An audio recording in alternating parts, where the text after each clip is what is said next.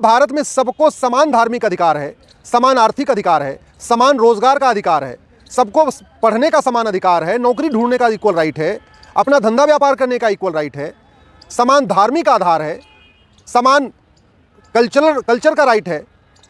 तो जब सबको इक्वल कल्चरल राइट है, इक्वल एजुकेशनल राइट है, कोर्ट जाने का सबको अधिकार है, जब सारे अधिकार सबको बराबर हैं, फिर ये माइनॉरिटी मेजॉरिटी क्यों? ये पूरी तरह संविधान कहता है धार्मिक आधार पे न टैक्स लिया जाएगा न टैक्स खर्च किया जाएगा। फिर धार्मिक आधार पे मठ मंदिरों से टैक्स लिया जा रहा है और धार्मिक आधार पे माइनॉरिटी के नाम पे पैसा खर्च किया जा रहा है। ऐसा क्यों?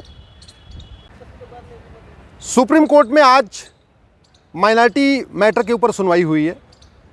मैंने माइनॉरिटी कमीशन को चैलेंज किया हुआ है, माइनॉरिटी अफेयर मिनिस्ट्री की वैलिडिटी को चैलेंज किया है, 1992 में जो माइनॉरिटी कमीशन एक्ट बनाया गया था उसकी वैलिडिटी को भी चैलेंज किया है, 2004 में जो माइनॉरिटी एजुकेशन इंस्टीट्यूशन एक्ट बनाया गया था उसकी वैलिडिटी को चैलेंज किया है, 2006 में जो पहली बार भारत में माइनॉरिटी अफेयर मिनिस्ट्री बनी है उसको भी हमने बंद करने की मांग किया है।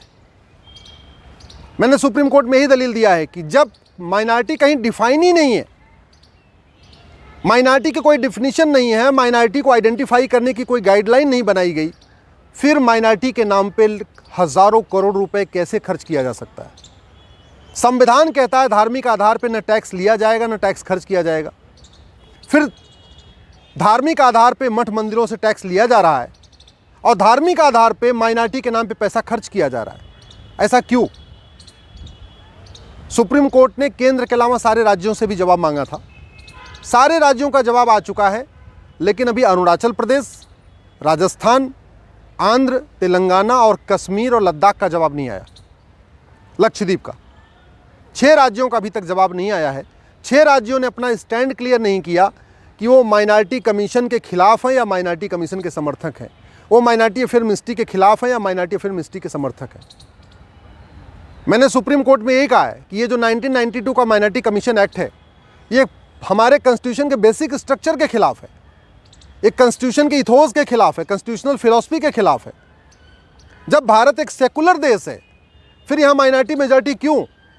जब भारत में सबको समान धार्मिक अधिकार है, समान आर्थिक अधिकार है, समान रोजगार का अधिकार है, सबको पढ़ने का समान अधिकार है, नौकरी ढूंढने का इक्वल राइट है, अपना धंधा व्यापार करने का इक्वल राइट है, समान धार्मिक आधार है, समान कल्चर का राइट है, तो जब सबको इक्वल कल्चरल राइट है, इक्वल एजुकेशनल राइट है, कोर्ट जाने का सबको अधिकार है, जब सारे अधिकार सबको बराबर हैं, फिर ये माइनॉरिटी मेजॉरिटी क्यों?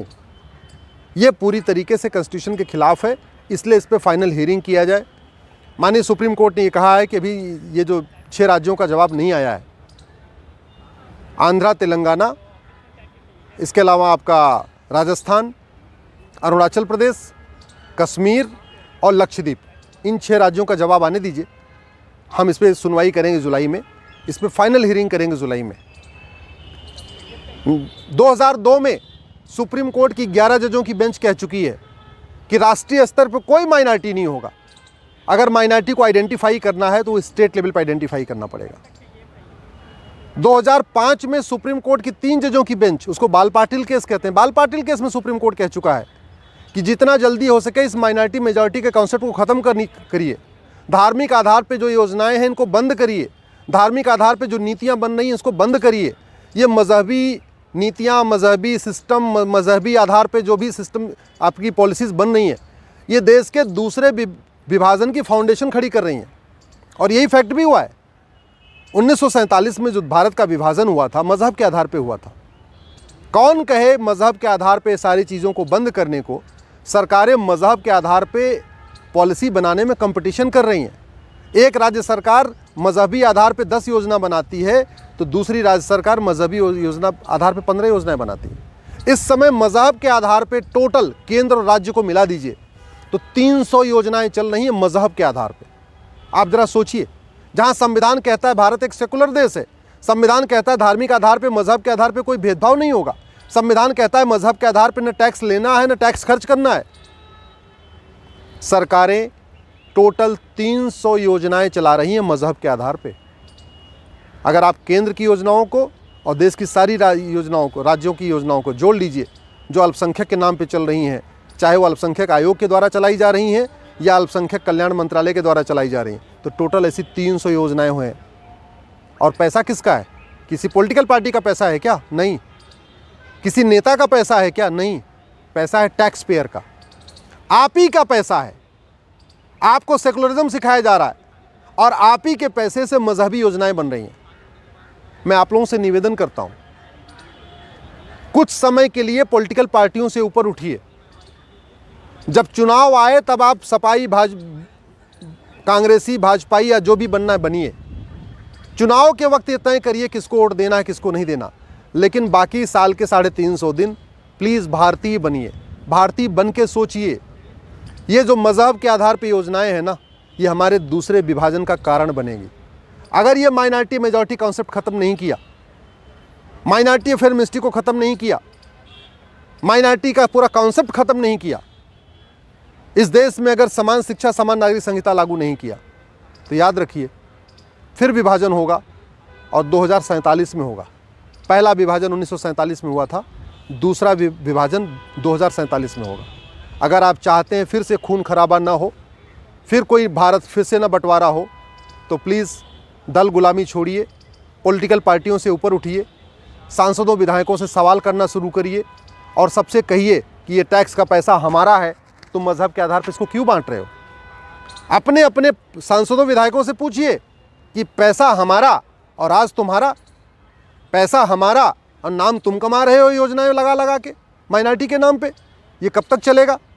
ये अपीजमेंट पॉलिटिक्स आप लोग रोक सकते हैं, लेकिन आप तभी रोक पाएंगे जब आप जाति, मजहब, भाषा से ऊपर उठ जाएंगे, जब आप पॉलिटिकल पार्टियों की मानसिक गुलामी छोड़ देंगे, जब आप दल गुलामी छोड़ेंगे, नेताओं की गुलामी छोड़ेंगे, उनकी मानसिक गुलामी छोड़ेंगे, तब आप ये सवाल कर पाएंगे। और अगर ये सवाल नहीं करेंगे तो पॉलिटिकल पार्टियों तो चुनाव के लिए, वोट के लिए, सत्ता में आने के लिए वो इसी तरीके की योजनाएं लाती रहेंगी और आने वाले टाइम में हमारे और आपके बच्चों का भविष्य बहुत अंधकारमय हो जाएगा। 1947 का जब बंटवारा हुआ था ना, कोई नेता नहीं मारा गया था, आम जनता मारी गई थी। कश्मीर में जब पलायन हुआ था, कोई नेता नहीं मारा गया था, आम जनता मारी थी। बंगाल में जब नरसंहार हुआ था, कोई नेता नहीं मारा गया था, आम जनता मारी गई थी। याद रखिए, जब जब दंगा होता है, जब जब मजहबी उन्माद फैलता है, तो नेता तो पहले ही पलायन कर जाते हैं। पाकिस्तान में इतने दंगे हो रहे हैं, कोई नेता मारा जा रहा है क्या? सारे अपने अपने पलायन करके, कोई लंदन में जाके बस गया है, कोई अमेरिका में जाके बस गया, कोई दुबई में जाके बस गया। अफ़गानिस्तान में इतना दंगा हुआ है, कोई नेता मारा गया क्या? नहीं मारा गया। ईरान इराक में रोज़ बम फूट रहे हैं, कोई नेता मारा जा रहा है कि नहीं? आम जनता पिटती है, पिसेगी आम जनता। इस मजहबी उन्माद की आग में पिसेंगे हम और आप।